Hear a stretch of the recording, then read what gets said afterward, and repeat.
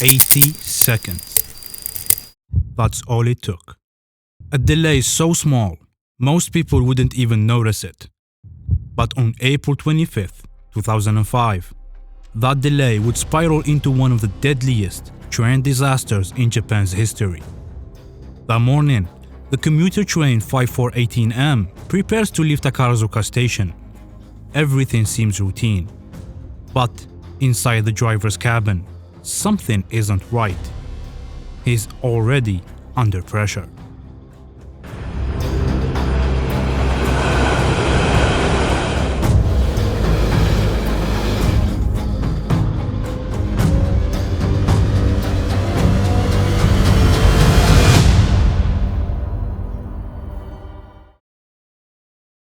Train 5418M was a routine 7-car 207 series, serving the Fukuchiyama Line.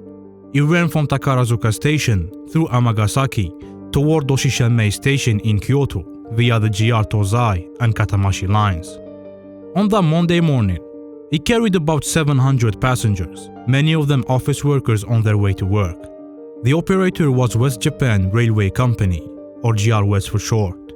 At Amagasaki, the train was due to meet other services in a tightly coordinated rush hour schedule. Like many Japanese rail companies, GR West prided itself on punctuality. Trains often share the same platform in Amagasaki, one on each side, so that local and rapid services meet at the same time and passengers can transfer seamlessly. This design means the timetable is extremely tight. Even a minute's delay in one train can ripple through dozens of others.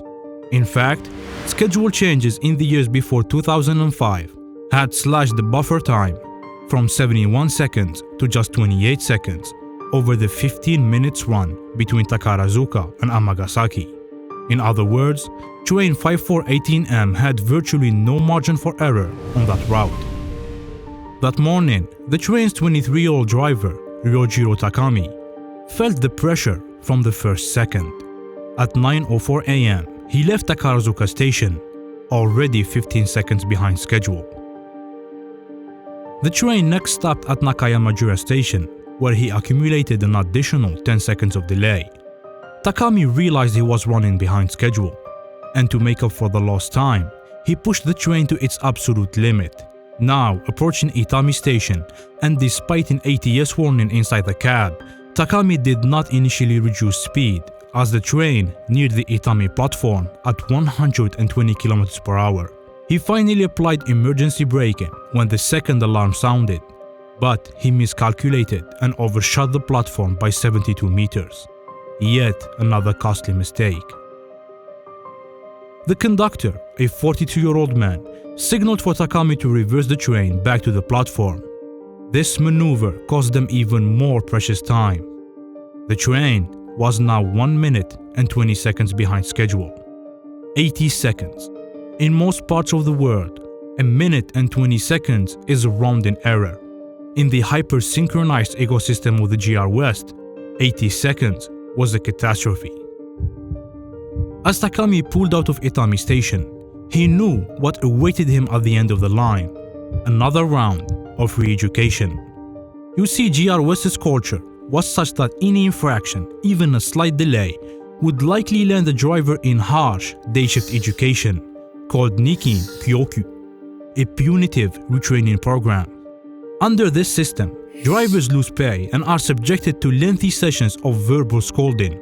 They are forced to weed gardens, scrub floors, or sit for hours writing essays on why they had failed the company. GR West was relentless about on-time performance. Takami had already been forced through this retraining once, 10 months earlier, after overshooting another platform by 100 meters.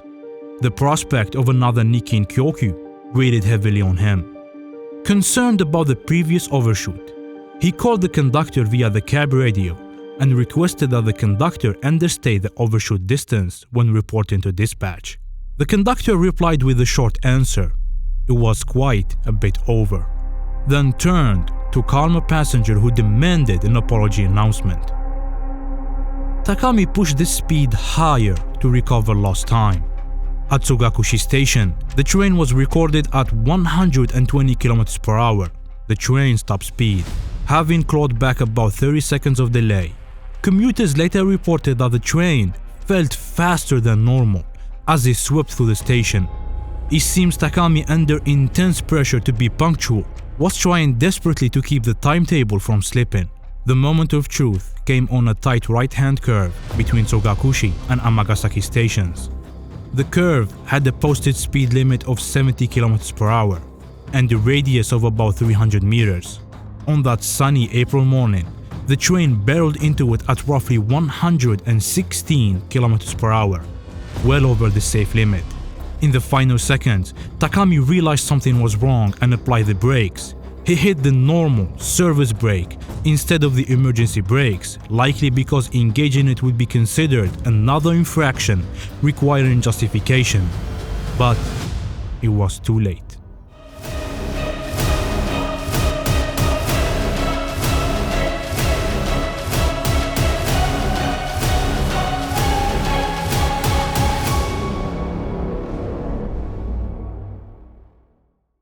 The crushing forces were catastrophic. One report later described the first car as having been completely crushed in the garage. Within seconds, first responders were confronting a scene of utter devastation. Of the 700 people aboard, Takami and 105 passengers perished. 562 others injured. It was Japan's deadliest train accident since the 1963 Tsurumi collision. The investigation team's first focus was on human error. The black box from the lead car showed exactly what happened. The report noted that 5 cars derailed, and 2 of them struck the apartment wall. In their initial press release, authorities laid out the facts plainly. They emphasized the train's excessive speed on the curve and its connection to the tragic outcome. The image of a young driver terrified of being late became part of the narrative.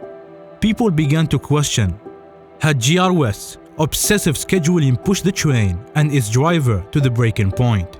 As the investigation progressed, a fuller picture emerged. The train ran that fast because Takami was desperate to make up time, and he was desperate because GR West's corporate culture left him no choice. Simulations confirmed that any speed above 106 km per hour would derail the train. Investigators concluded that Takami's focus had been split. Safety took a backseat to schedule on that day. This takes us back to the Nikin Kyokyu system.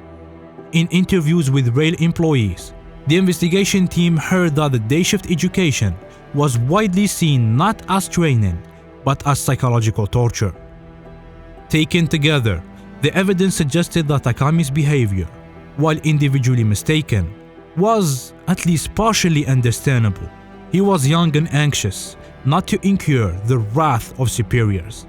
In the wake of the accident, the Ministry of Land, Infrastructure, Transport and Tourism demanded that all rail companies tighten their systems for approaching sharp curves.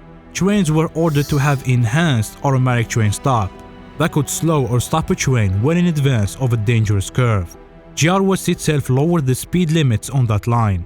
After reopening on June 19, 2005, the straight section limit was cut from 120 to 95 km per hour, and the curve's limit from 70 to 60.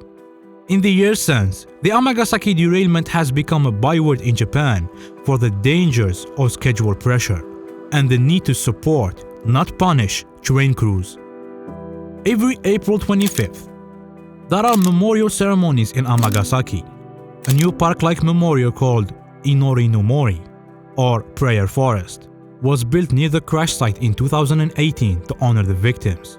GR West quietly contributed to the memorial's construction. The company also revamped its driver training and incident reporting procedures, emphasizing just a culture where workers can admit mistakes without fearing for their jobs.